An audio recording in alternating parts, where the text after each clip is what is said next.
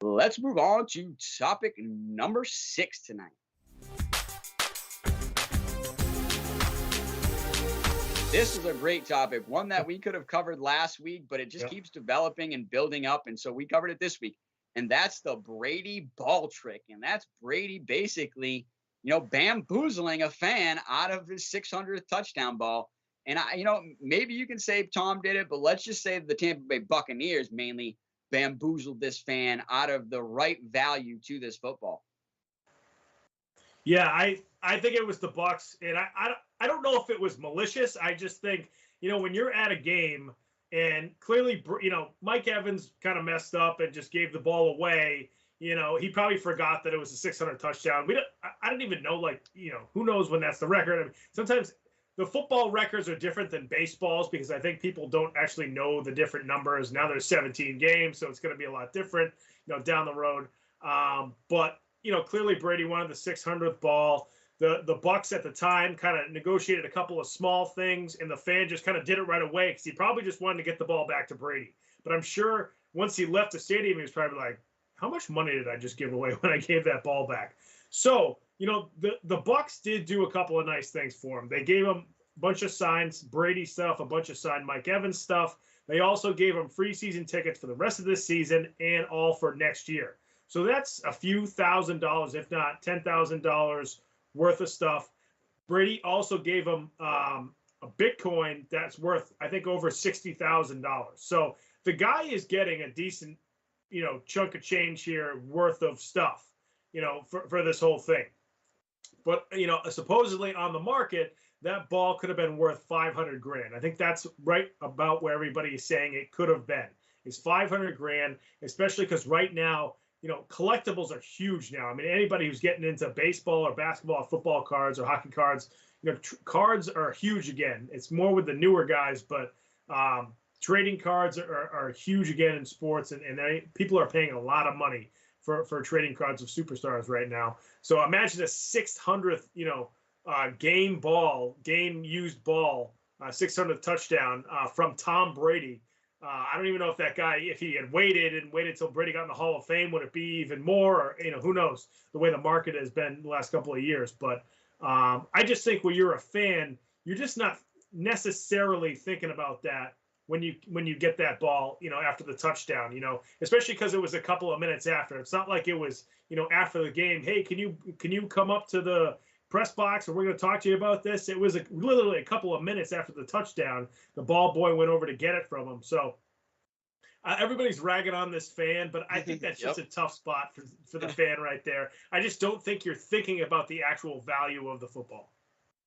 I've got to say different, man. I've got to rag on this guy a little bit more, honestly, because I'm telling you what, I think he's a fair weather fan a little bit because did he not see all the years that Tom Brady played in New England, all the touchdowns that he threw?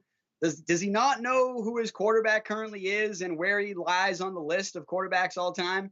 So I just think that's any fan that's a real fan that has covered this guy for a long time. You might not know that it's the 600 touchdown pass, but that's a valuable ball. It could have even been 599. That thing is still valuable because it's Tom Brady, one of the best quarterbacks of all time.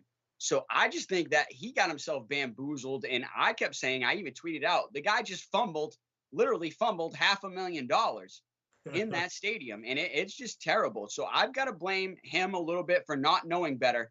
Because me personally, I would have known immediately, being like, you're not getting this ball back until we can really negotiate something of its true value. And guess what? Hey, you know what? Take me down onto the field right now. Take me down onto the field. Take me back into the locker room and let's negotiate there. And I'm going to actually meet Tom Brady and hand him this ball myself and have a true negotiation. That's what I would have done. And I would have got a lot more value closer to this ball, and a ball that's estimated at, let's just say $500,000. But I've seen some reports of that it could be up to $2 or $3 million, because you might not ever see a player throw 600 touchdown passes, even in a game that is now pass heavy.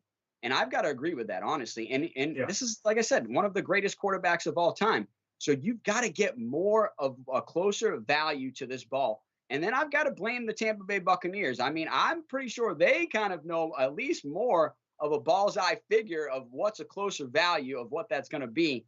And so give this guy at least lifetime season tickets, man. Not just season tickets for 2 years. Give him lifetime season tickets. Really step up, take care of your fan here. He gave that ball over in a matter of seconds. He didn't put up the fight that I would have put up, or that a lot of other fans would have put up. So at least we'll really reward the guy now.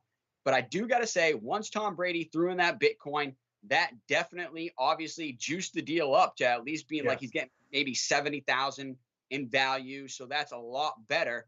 If I'm him though, here's the other thing that I do quickly. They gave him, I believe, $1,000 gift card, right, to the team store. The pro shop, I buy a bunch of Tom Brady jerseys, maybe Mike Evans jerseys, and then I get them all signed by those guys, and I try to sell those on top of it, because I still think there's more value out there for what this ball is worth. So I've still got to think that this guy got bamboozled. But I will say, good for Tom Brady for getting the ball back. He deserves it. It deserves to be in his possession. And I'm glad to see that he's going to keep it and it's not going to go to auction at all. Yeah, I think you're right. The best thing for him to do would have been to say to the ball boy, can I meet you after, or can I meet with a security guard and we'll negotiate this after the game or something like that. Then he's got time to think about it. He's probably there with other people at the game, whether it's family or friends. They can kind of weigh in and say, hey, listen, this thing might be worth. He could jump on his phone and try to figure out like how much is this worth. I mean, there's people on Twitter that are already tweeting stuff out. So he and the Bucs and Tom Brady and maybe Mike Evans all could have kind of come to a better conclusion right after the game. But in the heat of the moment, it's just so different. I mean, he, like you mentioned, he gave up a lot of money there, but it's just hard to kind of think of what we would do in that situation, especially because it was in the middle of the game. And who knows how much that thing is worth. The market will drive how much that ball would have been sold for. But like you mentioned, it's cool that it's not going to be be sold out for auction to sit on someone's shelf at home. It's going to be at Brady's shelf at home because he definitely wanted that thing. So the end result for NFL history, I think, is better than that guy selling it, on eBay or whatever. But that's going to do it for topic number 6.